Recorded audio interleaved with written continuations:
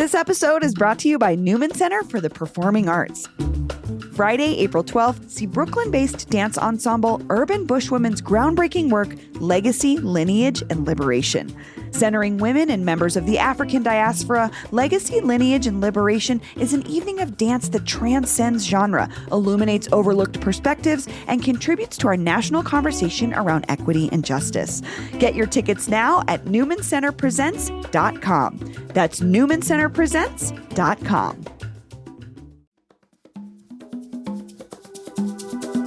Today on CityCast Denver, we've got news breaking all over the place. With the Tattered cover up for sale, new twists in the fight to save El Chapultepec, and one of Denver's most memorable gift shops poised for change.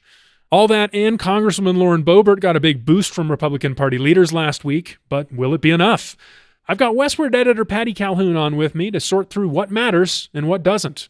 Plus, we respond to your comments on dog poop in Westminster.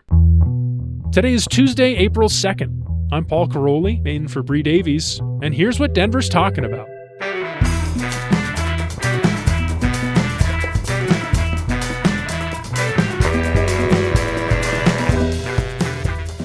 Westward editor Patty Calhoun, welcome back to CityCast Denver. Thanks so much. So, Patty, we're going to start with some quick hits here because you were just coming in here pretty hot with there's all this breaking news, so let's just get into it here. Number one, CBS Colorado has a scoop over the weekend from the proprietor of the gift shop at the city-owned Buffalo Bills Museum and Grave atop Lookout Mountain. I have to read the quote. Bill Carl said, "I got a letter addressed to my grandmother saying, please be out of that building by the end of December. You've done a nice job, but we have other plans." Patty, what's going on? Well, I don't think it's a pickleball court, but we'll find out. I've been working on the Best of Denver for the last few months and all weekend. And of course, things happen that you want to talk about as soon as the Best of Denver hits, and you can't do anything with it. Mm-hmm. But I actually went to a lecture by Steve Friesen, who used to run the Buffalo Bill Museum and Grave facility for 21 years, and heard about, people were talking about this Saturday night. And of course, they're talking about the Tattered cover too. That's another issue. But the Carl family had run Echo Lake. They'd actually run Red Rocks a long time ago, concessions. But they'd run some of these old facilities for Denver, city and county of Denver. They lost the Echo Lake contract, and not as many people had gone to Echo Lake. But they were worried they were going to lose the Buffalo Bill contract. And what they do is they run the souvenir stand, right? The Pahaska Teepee souvenir stand that was built in 1921 by Johnny Baker, Buffalo Bill's godson, and with the city of Denver, and opened it. And it's run as, that was the original museum, and it's been a souvenir store for decades and a little cafe. I mean, it's a historic landmark in its own right. Well, it should be. At this point, it's 100 years old. Right. It's 100 years old. It's right by the grave. But it is a perennial Best of Denver winner because this souvenir store is like a dream for anyone coming from any place around the country and the world, because it just has every kind of tchotchke imaginable, including, frisbee, cow pie frisbees, one of my favorites, lots of little jokes, some actually nice jewelry and pots and things like that. But it is a great historic spot. And I cannot imagine what the city of Denver thinks it's going to do with it right now when it's got plenty of other things on its plate. Maybe it's going to turn it into a private events thing, which happened at Chief Hosa. But at the moment, it isn't a good look for Denver. Yeah, I think, well, there is another side of this. I mean, we've heard rumblings for years around Buffalo Bill that there's some historical revision in the offing here. It's time to take a fresh look at who Buffalo Bill was and maybe depict him in a new way to be more inclusive. And you can certainly do that. You've got a whole museum you can do it in. And you can also, if you need to, cherry pick what are the problems in a souvenir store. And I think over the years, you can see they've definitely gotten rid of the rubber tomahawks, for example. But if you look at Buffalo Bill, and Steve Friesen is really the expert on this, he was amazingly inclusive in the late 1800s, early 1900s when he ran his Wild West show. He had Native Americans who were paid, who were choosing to go. He fed everyone equally who was out on the march. I mean, He really was an interesting man. We're not saying everything he did was great, But if you're going to get rid of the souvenir store, you've got a lot of other things you need to look at too. Yeah, that is an interesting one. We may have to talk to Steve Friesen a little bit more about that on the show, because I've keep hearing from folks like Buffalo Bill. Like when I talk about how much I like the museum, I hear people say like, Buffalo Bill, wasn't he some asshole? And I'm like, I guess I don't know. If you actually look at the history of it, of all the, he was once the best known man in the world. Like he was like the Taylor Swift of his era, if you can believe it. But he was. The Buffalo Bill Eras tour. Yeah, I know, exactly. He would take thousands of people on these Buffalo Bill Wild West show tours and around the world. All right, let's go to another one here. You alluded to it, the Tattered cover. We found out that not only is it in bankruptcy, but over the weekend they announced they're officially for sale. What's going on, Patty?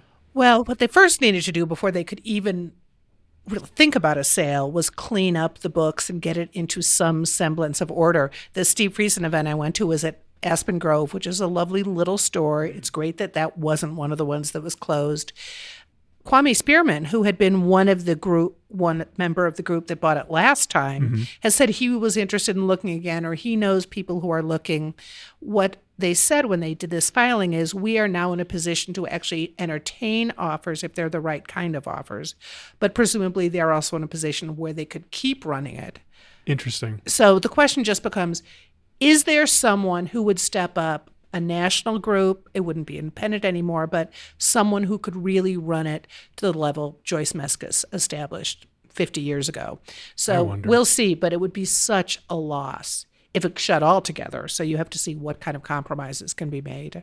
I mean, it's been a tough few years for the Tattered cover, but I mean, this is Denver's iconic bookstore at the end of the day. I think a lot of people think of it as more than just a private company. Right. And I went to an event there beside the one downtown at the Lowenstein 2 weeks ago, where they were talking about freedom of information and just how important it is as a free speech advocate and an ongoing institution. As I said, we're working on the 40th anniversary of Best of Denver, and Tattered cover is a very frequent award winner in that issue. I'm sure. Okay, so there's one other story here we should talk about, and this is just an update from last time you were on, when we talked about this dispute over the old jazz club, El Chapultepec, which is down in Lodo, a couple blocks from Coors Field.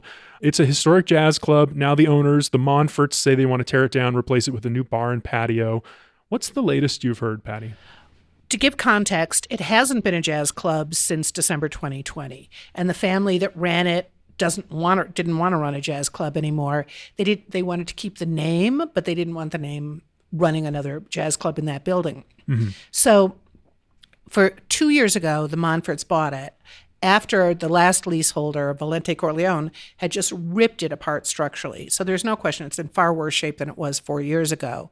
The question is, can some of it be saved to give people an idea of once one stood there? And Historic Denver went and filed for a landmark application. Since then, the owners, which is not all the Monforts, it's the Monfort companies, but it's mostly Kenny Monfort, who's the son. That's a good distinction, because right. I noticed it is not Dick Monfort. No one was interrogating him on the tour of El Chapultepec if they're going to sell the team or not. Right, exactly. So Kenny Monfort and Matt, his partner in this, they're very careful to show we are not related to the Monfort ownership of the Rockies, although it just happens to be kitty corner across the street. Right. So they showed, they did do a dog and pony show last week showing the problems in the building.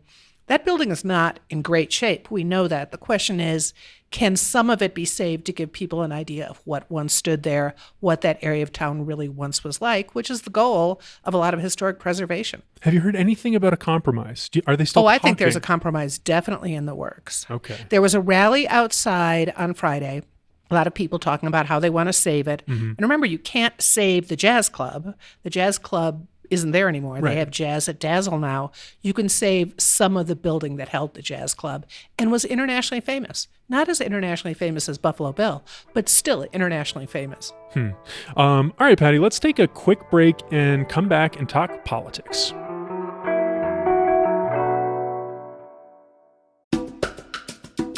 This episode is brought to you by the Colorado Wine Board.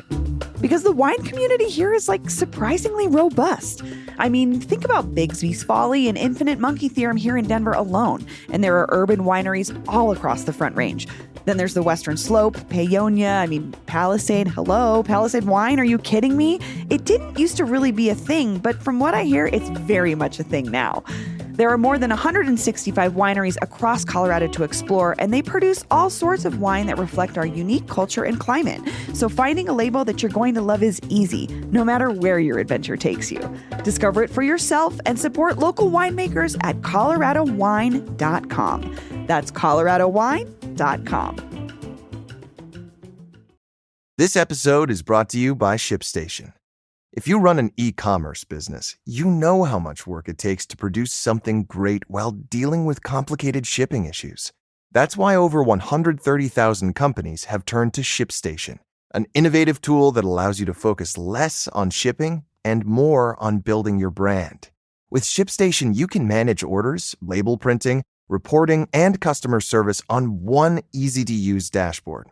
You'll reduce warehouse costs with reliable enterprise solutions and save thousands on shipping costs with discounts up to 89% off. Plus, you can effortlessly import orders from everywhere you sell online. So, turn your shipping challenges into opportunities for growth. Go to ShipStation.com and use code POD to sign up for your free 60-day trial. That's ShipStation.com, code POD. All right, we're back. Time to talk politics because all 8 of Colorado's congressional seats are up for grabs in November. But we now have a better idea of some of the serious candidates to win those seats. Here in Denver, it's not going to be competitive. I don't know about you, Patty, but I haven't heard anyone stepping up to challenge Diana DeGette, the Democrat. Have you heard of anyone?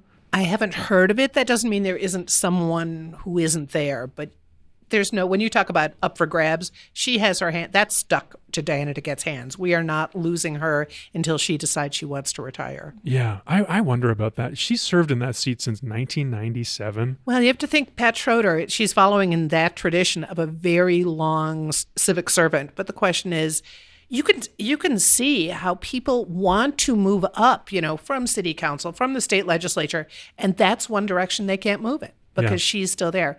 Joe Neguse, he is not going to be moving this time. Doesn't have any real competition. Just got a new leadership seat in the House as well. But everything else looks like it's really could be a wild ride. It's getting fun out there. Let's start with CD5. So that's mostly the Colorado Springs area, El Paso County. Patty, what are you seeing down in CD5? Well, this has a completely different controversy than any other one because Dave Williams, who's running, again, he's run before. Sorry. Dave, let's go Brandon Williams. Oh, yeah, sorry. Dave, although he hasn't changed his name yet, as I can tell, on the ballot this year, but we're not sure. We'll see. He's also the head of the Colorado Republican Party. So there's a lot of concern that he is violating some of the ethical rules and boundaries you are supposed to keep when you are the head of the Republican Party, and you also happen to be running for a seat. So Jeff Crank, who's running against him, is concerned about it in the Republican Party. You've seen a lot of other people who took a look at it, John Suthers, Wayne Williamson, just said, no, we're not going to do it. Mm-hmm. But the most controversial figure this side of Lauren Boebert, Dave Williams, is really going to gum things up. There are going to be a lot of protests as we go forward. Right. He's very Trumpy. He's very Trumpy in his approach. He really wants to align himself with Trump. He's doing the same Trump move of taking over the party and then using it to his own benefit here in this race. He forced the party to say we're going to endorse Trump when there were still other candidates, which the state Republican Party is not supposed to do. He's definitely stoking the election denier groups. But here's the thing. At the same time, the party likes him. Because he just got 70% of the delegates at the party meeting where they chose who would be on the ballot. Now, Crank, I guess, is going to go the petition route to get on the ballot. And he should be able to do it.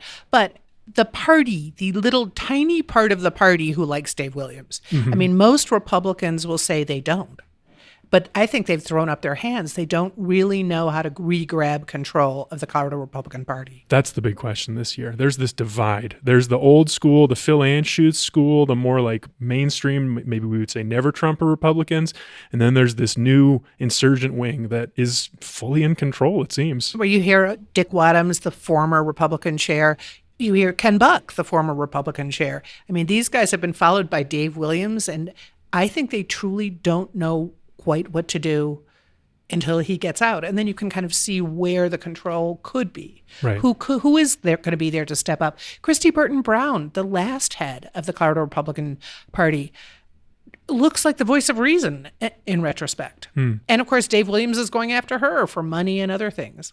So I happen to be like remarkably well sourced on this particular topic because we've been doing this special project that I'm not ready to talk about. But I've been talking to a lot of Republican Party insider types, candidates, and they think that CD5 is maybe vulnerable. I mean, this is Yemi Mobolades, Colorado Springs now. That's the independent mayor. I wonder, I looked up who are the Democrats running for this seat. I wonder if you've heard of any of them. Can I just run some names by you? Please do. Okay. Orlando Avion. No. John Edgar. No. River Gasson. No. Joseph O. Gay. No. Adam Gillard. No. Joe Reagan. No. And here's the last one, all right? David Torres. Nope. Now, that's not Joe O'Day. No. No. No. And this is the problem. So you think about it, 5 months ago when people were thinking, do I want to run for Democrats? Do I run in this district that always is a loser for Democrats? Because they thought the incumbent was still going to be running. If they had jumped in, they might have had a shot. It's kind of like when we go into 3 and really 4 now. Yeah. Well, let's go into 3 now. That's the western slope. That's also all the way into Pueblo. This is a humongous district currently represented by Congresswoman Lauren Boebert, but she is, of course, running now for CD4. So this seat is open, and it looks like it's going to be Jeff Hurd, who's this like mainstream GOP guy. Do you know anything about Jeff Hurd? He's certainly gotten a lot of endorsements from the mainstream GOP, and I would not call Dave Williams mainstream GOP. I mean, you can see there are Bill Owens, there are people out there, Hank Brown, there are people who are still mainstream GOPers who are not part of the Williams cabal. I think he's got a really good shot. This is a very Republican district. The strangest thing is that Lauren Boebert ever won out over Scott Tipton, which I think it was just because he was asleep, the incumbent. People were it was time for another change. Tipton had never made a lot of headlines, and she did. Well, this is the other thing that's interesting in this district is because it does lean Republican, yet now there's this Democratic candidate, Adam Frisch, who nearly beat Boebert last time and then fundraised on that for almost 2 years. And I was just talking to this a friend of mine, a source, Ian Silveri, who's been on the show, and he was saying that Frisch is actually the third biggest fundraiser in the entire House of Representatives. That's including the leaders, the hot shots. And he's not even in there, and he's number 3. So he has this huge war chest in a Republican district, and this Jeff Hurd, who's kind of not much of a reputation, at least not in Denver. I don't know. This is an interesting one. It's tough to tell, and it's another one where if people had known Boebert might not have been running. Yeah. Somebody else might have gotten into the race, a Democrat who might have had a wider appeal. I mean, Frisch is an Aspen liberal. That doesn't play well in parts of the 3rd, but he certainly has name recognition now. He does now, yeah. Did he come as close as he did last time as an anti-Boebert vote, in which case Jeff Hurd might get a lot of those votes? Perhaps. Or do people just like Adam Frisch? So we'll see. That's a tough one. Totally fascinating race there. Okay, last one. We've talked about her basically the whole time here. This is Lauren Boebert's race for CD4. This is the Eastern Plains all the way down into Douglas County. We're talking Windsor. We're talking Greeley. There was some news here. What happened exactly last week with Greg Lopez? Can you explain that, Patty? So Ken Buck is another incumbent who suddenly decides, well, he'd already decided he wasn't running again. So he'd announced that. That enabled Boebert to switch to CD4. She wouldn't have done it to run against an incumbent for a primary. But then Ken Buck decides he's leaving early. Mm-hmm. So as of March 22nd, he was out of Congress. That means Colorado has to have a special election to get a new CD4 representative before they elect another one in November. So on primary day, we're going to have 2 votes in CD4. We're going to have someone to replace Ken Buck so that they're represented until January. For this last 6 months. Right, for this last 6 months. And there's going to be a primary to decide who goes on the November ballot, who might replace whoever the temporary person is. So I just today looked up and I go, there must be some Democrats. We've heard about them, but I thought Democrats can run for this temporary spot too. I wonder if you saw the same story I saw. What did you see? Well, I just Googled quickly and said, who is the Democrat? And they're deciding today. But there are 4 Democrats that are already running for the primary for the place on the November ballot. So the Democrats could decide to go the way the Republicans did, which is take none of the above. Jerry Sonnenberg, very good candidate. The Republicans wanted to be the temporary candidate too. He's already on the November ballot, but he wasn't picked. Greg Lopez, the very controversial mayor of Parker, was selected to be the fill-in. Now, you can have a placeholder, but placeholders are usually not bomb throwers. And Greg Lopez is he's quite the character. Well, maybe in the 2024 Colorado GOP, he's still more of a placeholder, Maybe he's more of the mean now. Well, it's going to be he will be, unless one of these Democrats, or who knows who they could pick. I guess the a Green Democrats Party could pick person. They could pick, I'm trying to think of the best known Democrat in that area, but they could pick someone who would be a placeholder who might have more appeal than Greg Lopez. And maybe we'll have someone else entirely for the next 6 months. It's a crazy move to pick someone who is pretty controversial. I can understand they didn't want to give a head start to one of the candidates in November who's already on the ballot. Boebert said she didn't want to do it because it could be confusing, but Sonnenberg did, and he would have been a good choice. And he was, I think, the number 2 vote getter. He was, and there was a split. Leaders. Yeah, but it was pretty split. I think that whole thing does redound to Boebert's benefit, I would say. If I'm her, I'm watching that, and I'm thinking, I don't know if any of these other guys I'm running against in the primary has got the whole party behind them. And she's got so much support from the Trump endorsement, the money. Well, then we go to the split, which is if you have, how many candidates are still left looking at the November ballot, but people keep making it, like Deb Flora just made it. So we're going to have at least a half dozen Republicans on the primary ballot. Right. That's the June 25th primary ballot. There was one Democrat whose name I saw this morning. There was an article here in the Denver Gazette, an internal poll from Ike McCorkle's campaign. I saw that one too. That he's ahead by 7%. Well, I thought it was interesting because, it's an internal poll, so it's his campaign and he's choosing to release it. So huge grain of salt. But it said he was 7 points up on Boebert, but it also said he was trailing Sonnenberg, another Republican. Right, which goes to show, depending on who they polled, that there are a lot of really traditional Republicans in that area in CD4. And there were earlier polls that said they just weren't excited about anybody coming in. They see a representative coming from the Western Slope as a carpetbagger. And there's been a lot of that with Lauren Boebert. These people have represented the Eastern Plains for a long time, some in the state legislature, some in other places.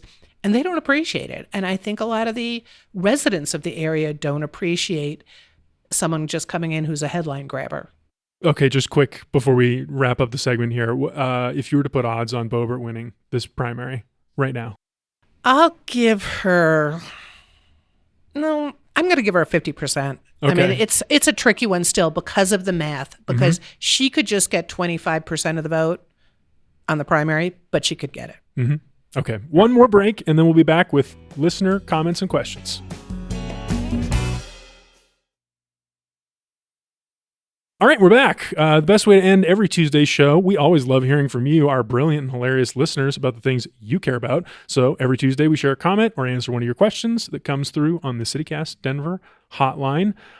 This one is a voicemail about our Friday show with Kyle Clark, where we talked about Westminster's dog park. Have you heard about this situation, Patty? I have. Okay, here's the voicemail.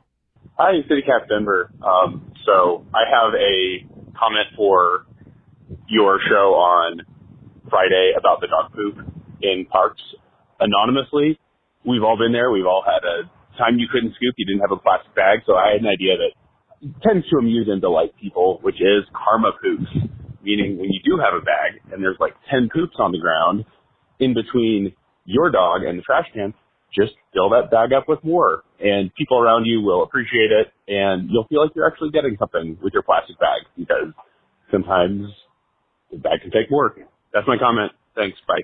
Patty, what do you think about karma poops, picking up karma poops at the dog park? Having just found a lot of poop in front of my house, and I don't have a dog, I salute it. The question also is, what do you do about, do those dog bags, do those disintegrate? I mean, or does the plastic live forever? I have no idea. I think that's what I would like. When you really think about a problem, is there a way to make biodegradable dog poop bags? Huh. That's a thought. You think about those newspaper bags that most people use or whatever they find these days. Those aren't biodegradable. Yeah, I don't know. I'm hearing from producer Olivia there are some biodegradable dog poop bags you can buy. So that's nice. That's karma. That's karma. We did get another text here on that same topic, the dog park convo. This is from Quinn in Capitol Hill. I heard your thing about dog parks and the privatization of them. Oh, so this must have been my suggestion that some enterprising individual buy up some land and open a dog park full of great amenities. Quinn says there is an app that you can rent a private yard hourly for your dog. So it's already sort of a thing. It's called Sniff Spot. Do you know about Sniff Spot? I've heard of Patty? Sniff Spot. I never heard of this. Is this happening? Is this prevalent here? Are people doing this? I'm not. So, but I can't tell you. Some people might. All right. Well, that was so fun. Patty, thanks so much for joining me once more on My pleasure. CityCast Denver. See you next time. Hi, this is Yesenia from Wash Park. I'm calling about nachos that must be tried. I swear by them. I die by them. At Dos Santos on 17th Street. The ahi tuna nachos are like actually my hyperfixation craving meal. They're so good. Just like really good flavorful chips with ahi tuna and then like pickled onions, some radish, avocado. I don't even know what the dressing is. It's just so good. Highly recommend. It's definitely not like traditional. It's not cheesy like traditional nachos, but like such good food. So hope you try it out. Bye.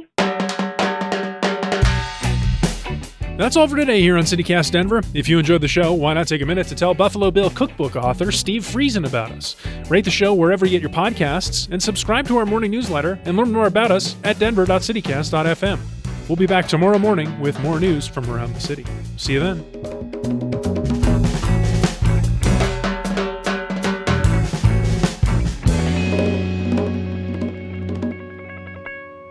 So the good news is I'm not coughing anymore. I think that'll stop as soon as I'm on the air.